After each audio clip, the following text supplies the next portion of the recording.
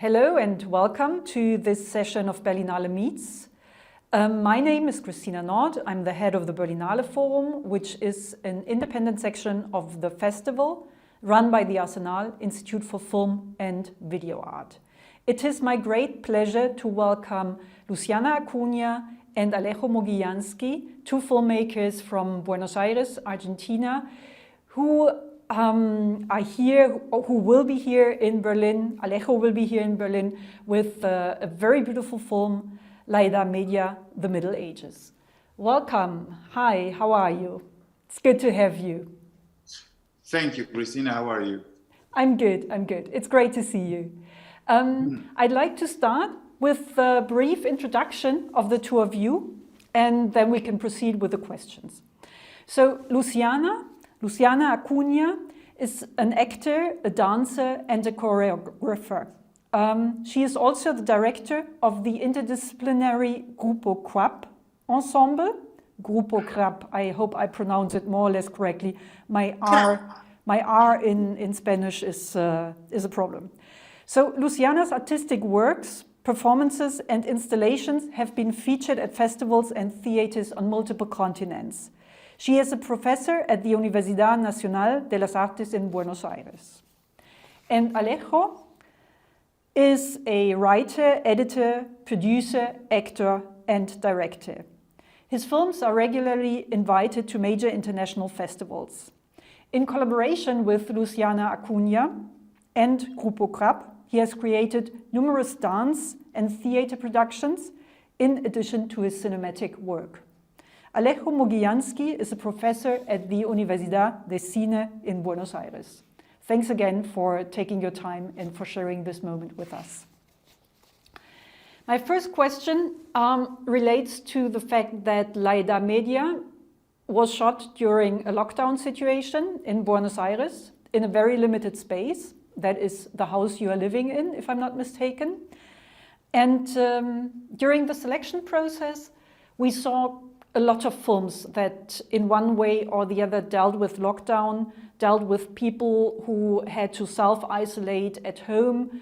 And to be honest, most of these films were repeating more or less directly all the negative sides of the corona situation, of the pandemic, the frustration, the tediousness, the insecurity, and this overall sense of restriction. So that was not precisely an aesthetic pleasure. However, when I watched La Edad Media, for me it was a huge aesthetic pleasure. And my question is, how did you achieve that? Sí, sí, sí. La mayoría de los films eran... Sí, como, claro. ¿Qué decir algo? No, dale. I don't know the answer to that question exactly. I can maybe approach a bit. First of all, I would say that we never wanted to do a pandemic film. No, I would say we don't like having like a theme in an object, in a film or in a piece, whatever. So the idea of shooting a pandemic film, such a film with a theme, was not in our purpose. But yes, we produce fiction from the present, let's say, from the present, from the documentary stuff, but from the ideas that are around, that are like in the air. So basically, we have to recognize that at the beginning, we didn't know that this would be a film. We just, I would say, as many people did, we just stayed in our house. We are partners. We have a daughter who is an actress in the film, a 10-year-old daughter, and we started to shoot whatever we felt it was like good or funny. and in the same way, I always try to think in the same way as the Chaplin company worked. No, they rehearsed a lot, and they shoot everything that they rehearsed. Every single idea they had was an idea to be shot, and so the idea was to produce materials that we didn't know that this would be a film, really. You know, that time, 2 years ago, was like a tragedy for almost everyone, and we just needed to survive in artistic terms, you know, and that's the explanation, I would say. Mm-hmm. Mm-hmm. I like very much what you said about the create fictions in the present. That is something which is very remarkable, and I think it applies completely to your film. Before asking the second question, I'd like to show a clip from Laida Media. So if we please could watch the first clip, that would be wonderful.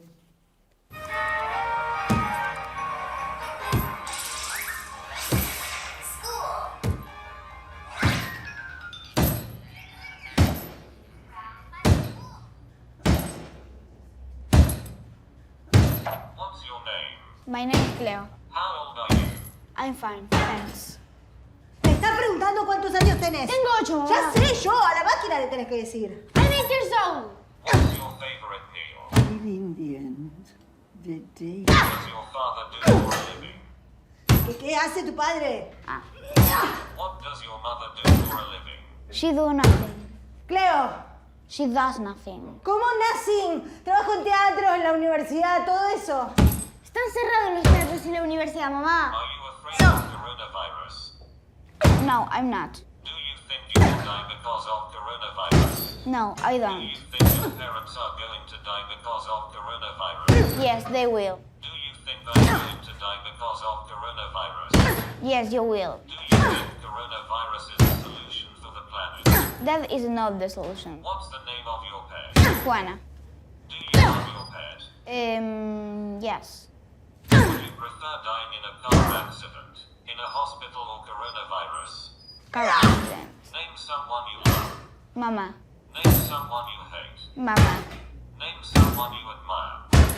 Obi-Wan Kenobi. If your parents die because of coronavirus, would you prefer living with your grandparents or with a friend? Alone. Repeat. You're fantastic. You're fantastic. Again. You're fantastic. Thank you. You're welcome. So my question after watching this beautiful scene is, first of all, what do we see here? Who is appearing on screen? That's Cleo. That's our daughter Cleo. In these English lessons, that of course they were not like that, but homeschooling was a bit like that. No, homeschooling during that year was that madness. But once again, ¿vas a decir algo? No, sí, está bien. No? No, sí, pero sí. Once again, because yes, the idea was not, I repeat it because maybe it's kind of obsession that we have, but the idea was not to represent the development of that year, but yes, to produce materials with that year, to produce new materials with that year, because we never attended to homeschooling, really. It was like something very painful, very, very painful, and at the same time completely absurd, completely absurd, and the idea of everyone talking with a computer, and to having off the frame, for example, Luciana fighting this boxing bag that we had bought during these days just to make some sport inside the house. Well, this mess, this kind of mess and this kind of situations that every situation was next to another situation. So it felt really like a comedy of errors, which is basically what we do in the language. No, if we can talk about a language in our films, maybe it comes from that idea of Jean Renoir, comedy of errors, that kind of circulation between the. Todo existe a la vez. Yes. La pandemia era un poco así. Yes, la familia. Claro. See that everything coexisting, no, at the same time in the same room, no. So in a sense, La Edad Media is a lot like a very sound story, no, because with everything happening at the same time through the sound, and each scene in the film has the sound of the scene next to us, no? Yeah. También hay una escena de Castro que a mí me parece lindo decir que hay una película de Alejo que se llama Castro, donde hay una entrevista que es muy similar a esta de la Edad Media, como que nosotros tomamos esa entrevista que ocurre en esa película de Alejo como referencia de esta entrevista, y Cleo, siendo Castro en aquella película, responde automáticamente a las preguntas de un entrevistador muy inquisidor también. Entonces, como esa repetición de una película en otra, como que se espejan esas dos escenas.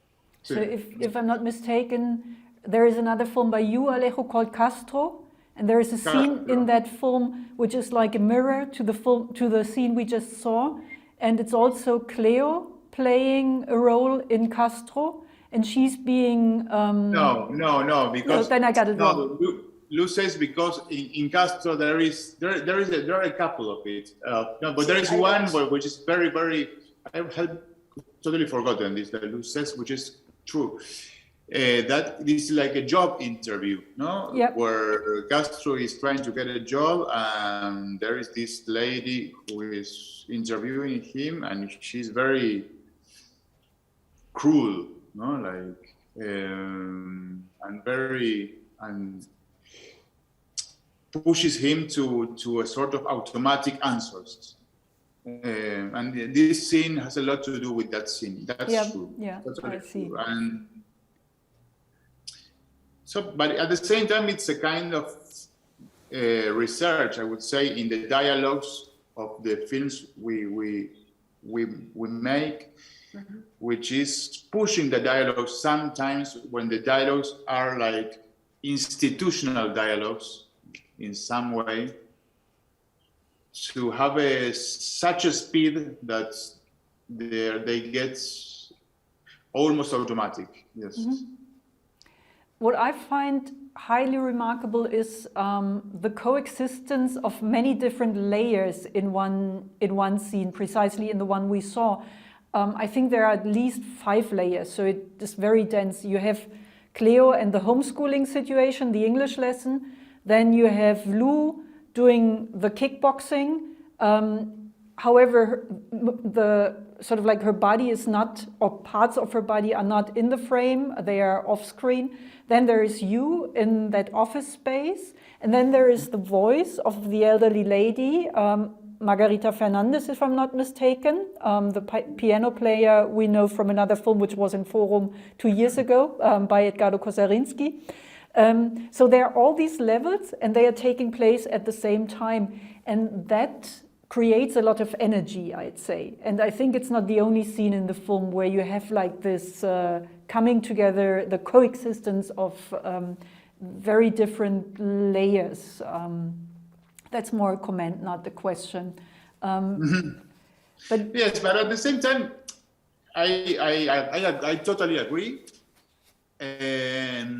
But I can say, I think that the way we work together with Luciana, since the first time we worked together and where we met, is dealing with these layers in a musical term. No, Lou is a choreographer. I'm a filmmaker, but my work as an editor has a lot to do with rhythm and with the musical structures. So maybe that it's true that in the films there are always, not only in the scenes but in the whole film, there are layers. Not only this film but another ones, the previous ones, there are always this sensation or this impression of layers happening at the same time. But I would say that we don't think from the layers to the final image, but from the image to these layers. No, we first think in the orchestra work, and then try to think in each instrument. Mm-hmm. But the first we do it, we talk about is an image, no, about something making boom, boom, boom, boom, and another person speaking, etc. Yeah. Also, I have a question related to the space. Obviously, the space is limited. It is one house with different stories. Could you say a little bit about the organization of space and the way you create space in the film? No entendí. ¿Cómo se organiza el espacio y cómo crean el espacio en la película? There is something that there is always, each space is next to another space. That's like the logic of the film, no? There is always something happening besides us. Mm-hmm. Having said that, yes, that is like a sound of the idea almost, but in visual terms, having your own house, we likely live in a big house, and having your own house for a full year to shoot, it was like something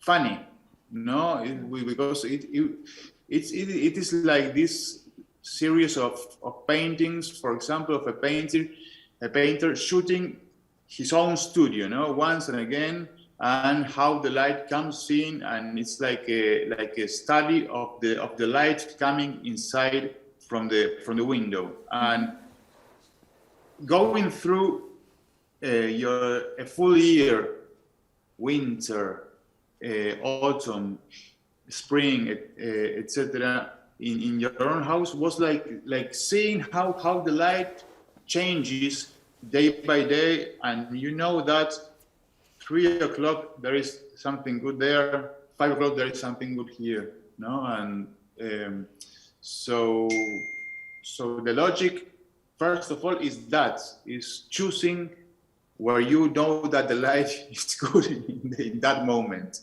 no? And then try to organize that.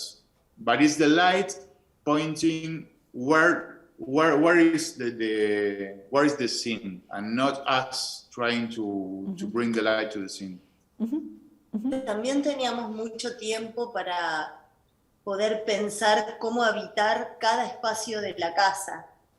Entonces, también veíamos un pasillo que naturalmente solo transitamos y de pronto ese pasillo es un lugar que tiene mucha importancia y que cotidianamente no lo tiene. Entonces, como todo era en una casa, había que maximizar las posibilidades de cada pequeño espacio, y nos dedicábamos a eso, a ver cómo le pega la luz, a entender la arquitectura y nuestro cuerpo en relación a esa arquitectura. Yeah.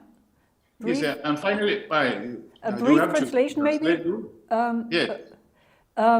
So we had a lot of time to explore the house and also explore places we normally don't use that much, like for instance a hallway, and that would be the short version. And you really enjoyed having the opportunity to explore the place and also the less used spaces in your house and to observe things like we already talked about the light situation, for instance.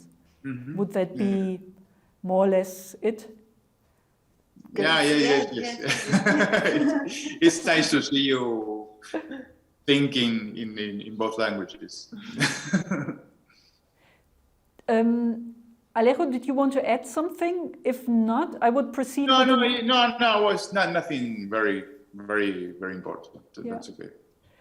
So maybe we could go to the next clip, and this one is also related to the question of energy, but also to something which Cleo said during the English lesson when she was asked what her mother was doing, and she said she do nothing, and then she corrects herself and says she does nothing, and then the mother obviously gets a little bit upset, and in the next clip we can see what the mother does. Could we have the next clip, please? Maestro, ¿estás?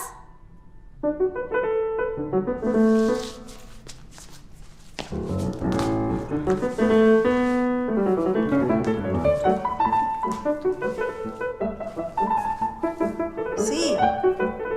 No se muevan por moverse, porque el aire es gratis. Virginia, parece que empezaste a bailar ayer. Estirá un poco el empeine, estirá la rodilla. Bueno. Sí, un poco mejor.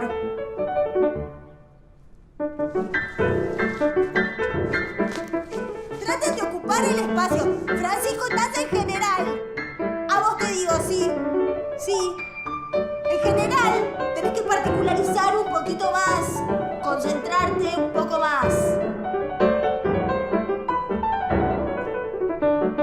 General. Estás haciendo así. ¿Qué es esto? General, no es nada. Ale, te vas a romper los meniscos así, ¿eh? Estoy viendo una señora de 60 años bailando en la cocina. Francisco, en general, te lo vuelvo a repetir. En general. No tiene nada que ver que vayas y vengas con el mismo movimiento. No pasa nada. ¿Qué es esto? ¡Habla como en el boliche, no! My first question in regard to the clip we just saw is rather technical, and it relates to the way you have the computer screen, the laptop screen, and the video conversation. So, and that's not the only occasion in the film where you have a screen and a video conversation. And I was wondering, what were your thoughts about the mise en scène of screens and Zoom calls, etc.? No, Mi pregunta tiene que... cuando la pantalla. Okay.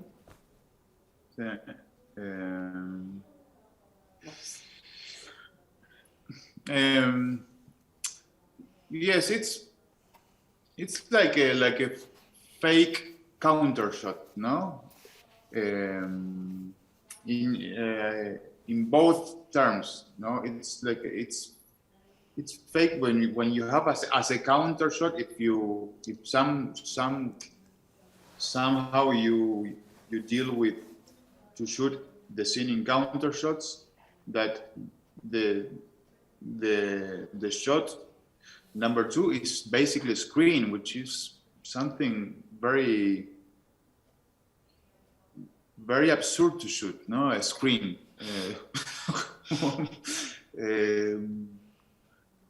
It's like shooting nothing, and that make it some sense, or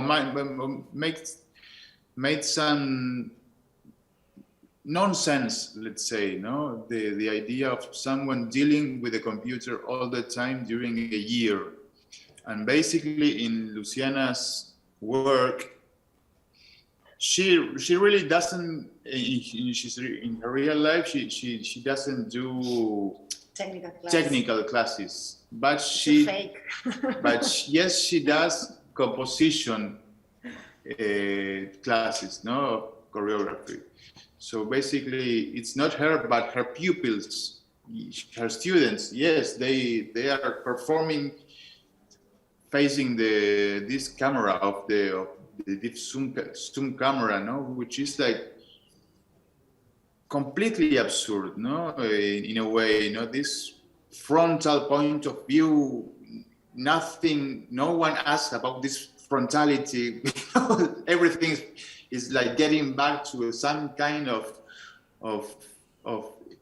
old theater, no, in terms of point of view. So this sort of regression was, for me, during that period was awful, and at the same time I was awful and absurd at the same time, and the idea of exposing, no, everyone exposing, well, as we are dealing now, we're now this new thing that I would say it comes from that time, no, like exposing us, like each image is a selfie of yours, no, it's like it's horrible in a way, no, because the digital image ends to be like a selfie, like a very old and theatrical point of view, which has nothing to do with the culture of images, no, from painting or from cinema. Nothing, really nothing to. It's like poverty in terms of image. And this regression was something, no, to the idea of representing a space, your own living room as a theater, no? Everyone pretending that your living room is a theater, is a gym, is a dojo of kung fu, of whatever. So it was like a bad illusion, no? And that was like something to make comedy for us. Yes, of course. It was like a theme to produce materials. And you mentioned like the mise en scene, because if you pay attention, always there are triangles in terms of point of view in La Edad Media. No, you have like in the situations of counter shot, you have always a third point of view, which is mainly Cleo or is mainly the dog. Yeah. No? Which is seeing the scene from behind. And this I would say the idea of producing some distance to these strange situations comes almost all the time from this third point of view, which is made, yes, by a dog who is basically seeing and witnessing. Yeah, yeah. A question which is not so technical, but also related to the scene is, and you were already talking about it briefly, the fact that what we see in the scene is not Luciana's real work, but something made up. However, I'd like to know a little bit more about what's going on with the character of the mother in that scene and also in other scenes when, for instance, there's one moment when she says, when I am what I am doing, then who am I when I don't do anything anymore? ¿Lo traduzco? No, sí, Lu has... Sí, cuando... Si soy lo que hago y ya no lo hago, sí. Entonces sí, ¿quién eso. soy? Sí, es un poco para mí esa pregunta para mí se trabaja mucho en esa escena que acabamos de ver, porque también era una pregunta de cómo cuestionar tratar de seguir haciendo lo que hacíamos cuando es imposible. Yo no le puedo pedir a un bailarín que al frente de una cámara en una clase no esté bailando en general, sino que busque algo íntimo o que utilice todo el espacio, como que son utopías las que esa profesora está pidiendo a sus alumnos y se vuelve loca porque no lo puede encontrar. Entonces también cuando pensábamos esa escena era de qué manera nosotros podemos cuestionar esta forma del mundo de seguir adelante a toda costa, cuando en realidad quizás lo que había que hacer era parar. Entonces, esa escena es un poco eso, responde a esa pregunta, y también sigue siendo graciosa, o sea, es terrible y graciosa a la vez, porque es una profesora como malvada, ¿no? Que les grita, incorrecta, que les hace burla. Yeah. Voy a traducir brevemente. If I miss out something, Alejo, please help me. So the scene is a little bit about someone who tries to continue doing something she has been doing before in new circumstances in which it is basically impossible to continue doing what you've been doing before. For instance, there's this moment when she asked one of the students to look for intimacy or to create something intimate in a situation in which this is clearly impossible because you won't achieve anything intimate via a video call. So it's about this crazy desire to continue what you have been doing when maybe it would be the moment to stop yes. doing what you've been doing. And also another level or another layer of the scene is this coexistence of something which is terrible and very funny at the same time. Yes, Lou is perfect. Lou mentioned a word. I would just add this word. She made the word utopia, no? How do you say in English? Utopia.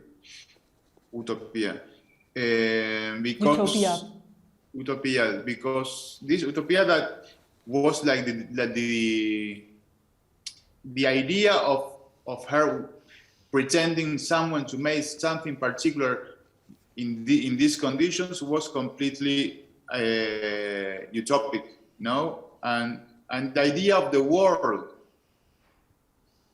just keeping on, just pretending to keep on rolling at the same speed or with even more speed than before. Well, that was like the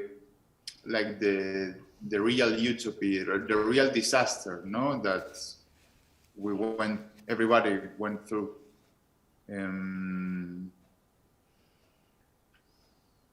Yes.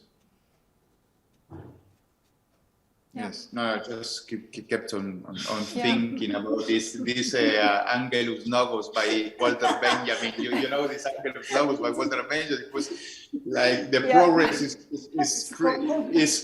is pushing him through history, and he sees the disaster behind. No, it was something like that. Yes.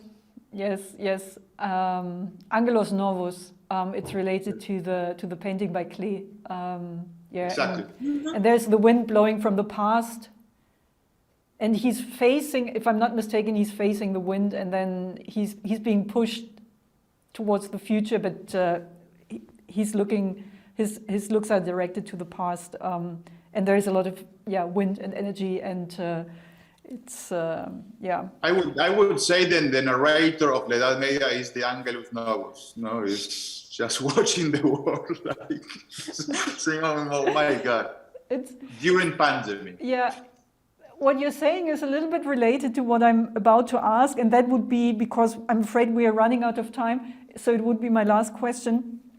I had a very intense moment when I watched the film for the first time. That was somewhere like in December, I think it was, beginning of December, because it was nearly something like an epiphany.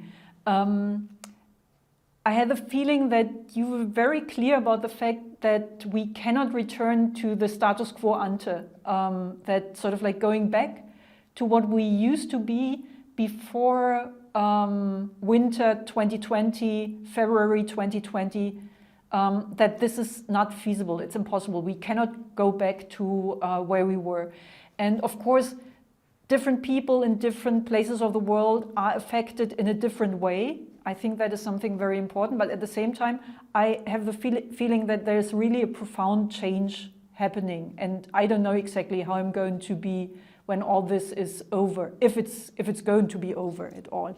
So I had this moment of epiphany because I really realized, I think it was in the moment when Lou, when you said, what's this, what's post-pandemic art, what are we doing, for whom are we working?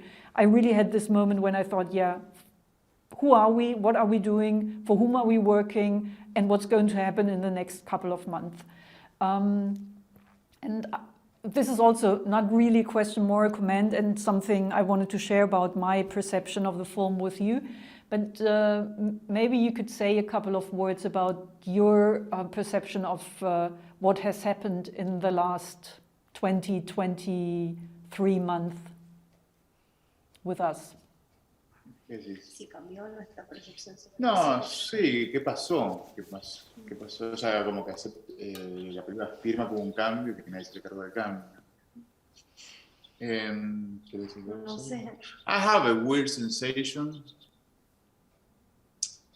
I remember in the beginning of the pandemic and this first moment that I started, as a lot of people did, I started to teach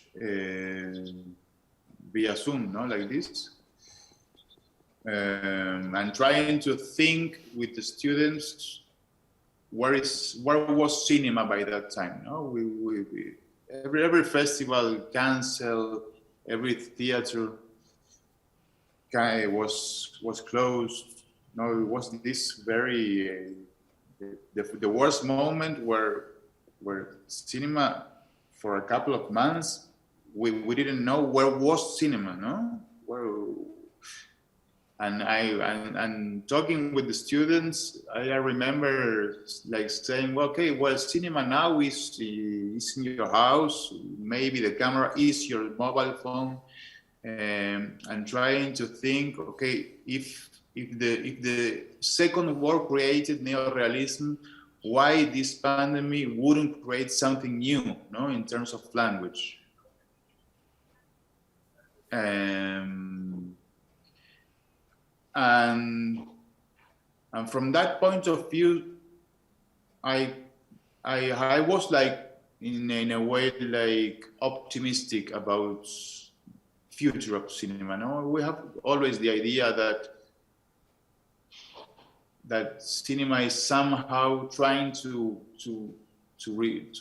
get new, and it's like an obstacle, and a little happens, something happens, etc. And this big crisis was like, maybe this is a present, this is a new present, and cinema is the art of present, so maybe there is something new in terms of language.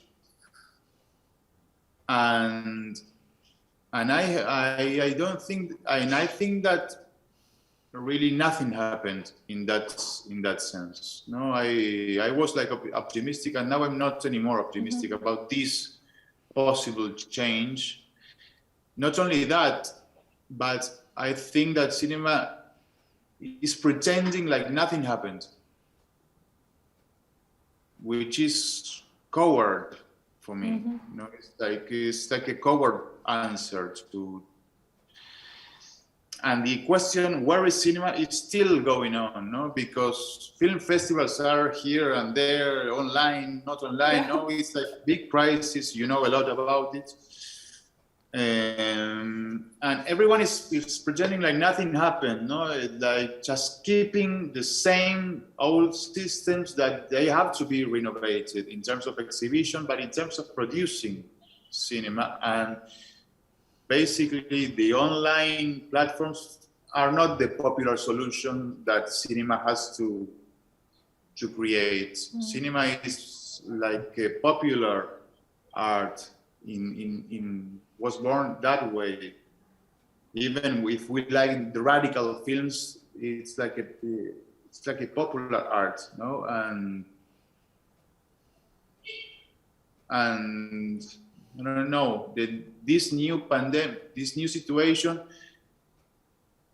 pushed the cinema to be something to consume, not to share. But it's a problem. I insist, not only of the distribution and exhibition. It's a problem of the filmmakers, that they're pretending that nothing happens, and there is no real encuentro. How do you say, like encounter? Meeting. Yeah, like encounter. Yes, Yeah. as the Berlinale section in the end.